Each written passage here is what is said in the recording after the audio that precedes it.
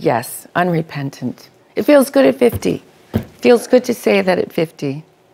Because if you've got to, as an artist, get to a place where you stand by your work and you become it in a way. So who you are as an artist isn't just this stuff. It's everything that you've created, your thoughts, the rhythms, the chord vocabulary, and the stories. And at a certain point, you see that your 50 years is not made up of just flesh and blood and bone. It's made up of structures and sonic cathedrals. So when I was able to step into that, the idea of aging shifted for me. It took me a lot to get there, but once I got there, then I thought, right, this is a good place to be. It took years to write this record. It's been happening while I was doing these other projects. I was under contract with Deutsche Grammophon, doing 2 projects, and I was under commission from the British National Theatre to write The Light Princess with Sam Adamson.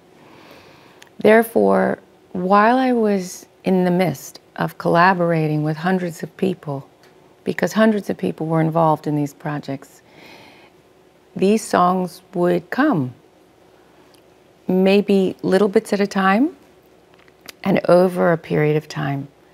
And I wouldn't show them to anybody because it's the one thing that I kept for myself. So therefore, at a certain point when I played them to Mark, he said to me, I think this group of songs are the ones you need to put down. I think it's time. I was really inspired by Cézanne, Paul Cézanne. It took me years. People would give me books and say, you have got to open yourself up to this.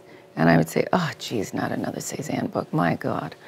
And yet, I was reading something about him. And it took me to hear it from Rilke, Baudelaire, and Hemingway, other writers, and their view of him, for me to begin to open up to his work. So then I started looking at his paintings, and I saw the black clock. The black clock has no hands on the clock. And all of a sudden, I started hearing this rhythm, and I started hearing this melody, and it started to take over my everything. And I started then looking at all his work. So painting, visual arts became kind of core for the record. Photographers were an inspiration, Deanne Arbus, other Daniel McLeese, his painting, and so on. It goes, it's a thread that's running through the record. So we put up a canvas in a studio, brought some paints in, and just started painting some of the words, some of the lyrics. And it was really freeing. It was a freeing type of day and expression, and that ended up as the cover. She's a huge influence in my life. She was incredibly wise when it came to me turning 50. And at a certain point she said, oh, geez, enough already. I understand the challenges, I get that. But if you don't get your head around this and you don't grab this with both hands and go rock, then what are you telling me? You're telling me that at 50, you can't be as good as you were at 30? And she said, you know, and she, well, I won't say what she said because I don't know if we're past, we're allowed to say anything in our house. She said, fuck that, Mom, you know? And we can say whatever we want in the house as long as our grammar is correct. So remember, you say, it is I, you son of a bitch, okay? So as long as the grammar's right, it's fine. And she kind of woke me up. She shook me to understand how important it was for her that her mom found a path up the mountain. It's got to be your own path. It can't be how anybody else would do it, because ultimately you have to be, as an artist and as a person, the one that wears it. And it has to be genuine. And I'll tell you, there's so many projections that people have about age. And I've been hearing from people, young people, saying, you know, I'm 17 years old and I have to choose what I'm going to be for the rest of my life. So for the next fucking 40 years of my life, I've got to decide. My parents say, no, you better have a business course or you're going to be nothing. Or don't you dare go in the music industry because nobody makes money anymore. And okay, maybe it's true, but the point is the pressure on some of these kids that they're feeling right now, having to make these choices.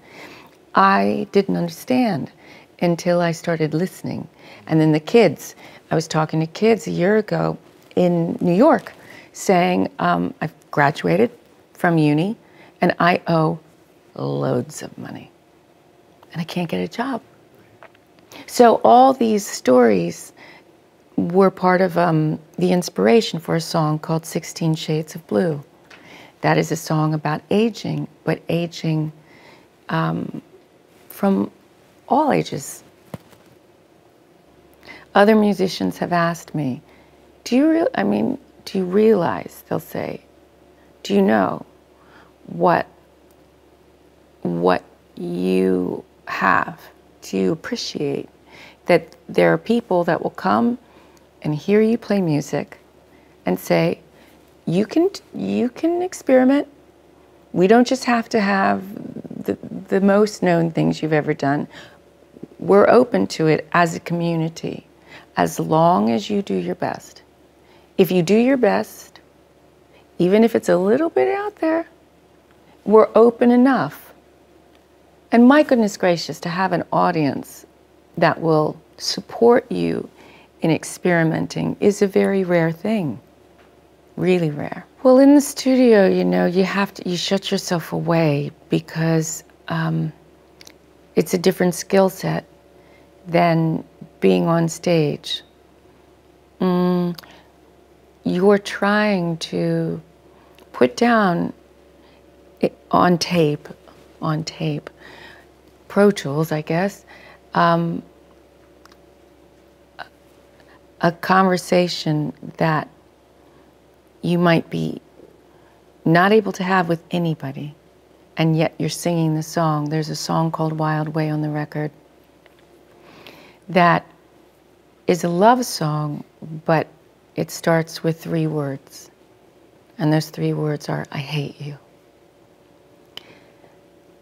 And singing that song was very gut-wrenching for me. And I sang it. Mark was on the other side in the control room when I sang it. And when I walked in, he had tears in his eyes, and he said, that's take, and I hate you too, wife. I hate you too. Hey there, I'm Tori Amos. Please look for me on Last.fm.